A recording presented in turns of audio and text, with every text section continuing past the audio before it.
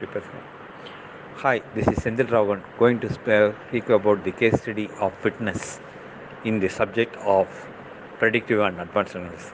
The organization where this case was carried out was Scripps Research Institute, California, USA. I will describe the case. Look at your wrist. I am sure most of us have Fitbits and similar health monitoring wearables on us right now. Due to the increasingly sophisticated and connected medical devices, we are now sitting on a growing mountain of fitness data gathered from people. This is both from the regulated health arena as well as in the unregulated health and wellness markets. But all of this data is meaningless unless it is used to promote some change. Both the consumers and the doctors are still trying to determine how to use this data in an actionable and an insightful way.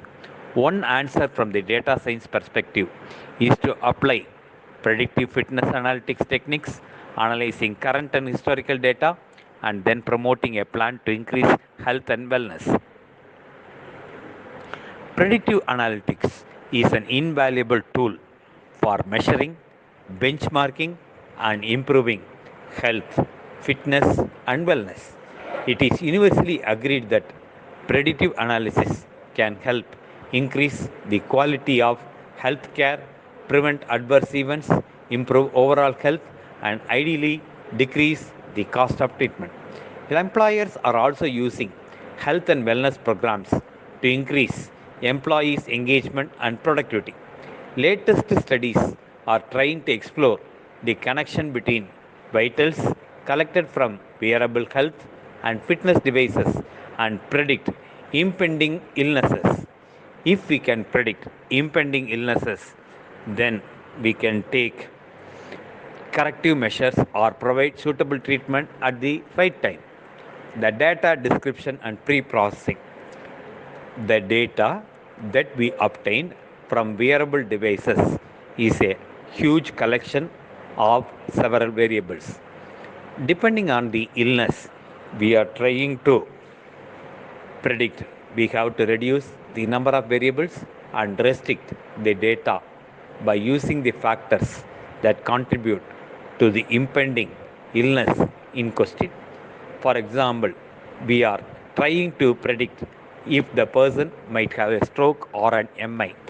Then we restrict our data to heart rate, blood pressure, and oxygen concentration, the speed at which they walk, or the speed at which they cover does not have a direct bearing in the short term prediction of these two illnesses. The next important pre processing step with the fitness data is data filtering and data outlier processing.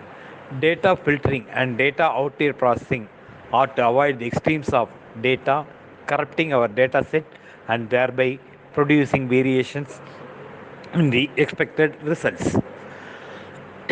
The last step is the data normalization.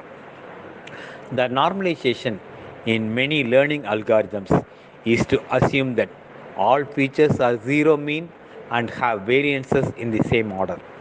If the variance of the feature is several orders of magnitude larger than the variance of other features, it will dominate the learning algorithm, increase the system weight of certain features, and also skew the results.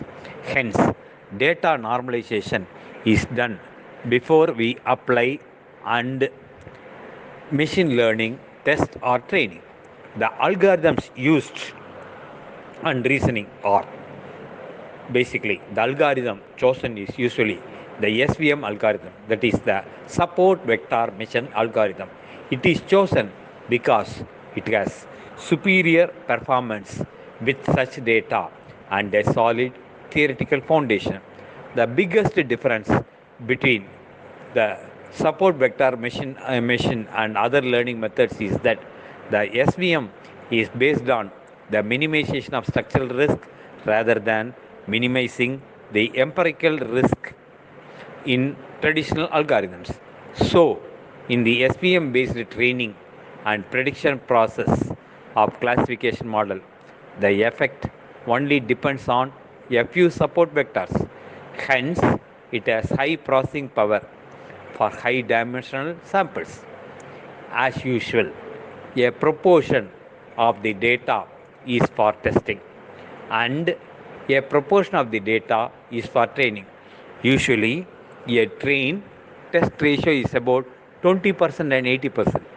So, the conclusion, with the abundance of fitness data available from the wearables, it is very essential we put into good use and try and predict illness which can be prevented and treated early. Several studies are going on to see if wearable data can provide early indication of viral illnesses of influenza and of even COVID in recent times.